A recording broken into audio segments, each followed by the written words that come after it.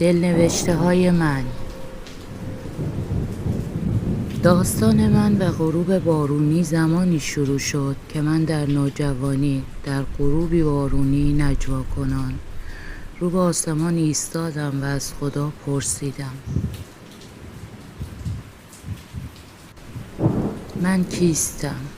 تو کیستی؟ سالها در پی جواب حیران و سرگردان گذشت تا زمانی که اصلی ترین سوال زندگیم را پرسیدم: اگر عشق هست مرگ چیست؟ و اگر مرگ هست عشق چرا؟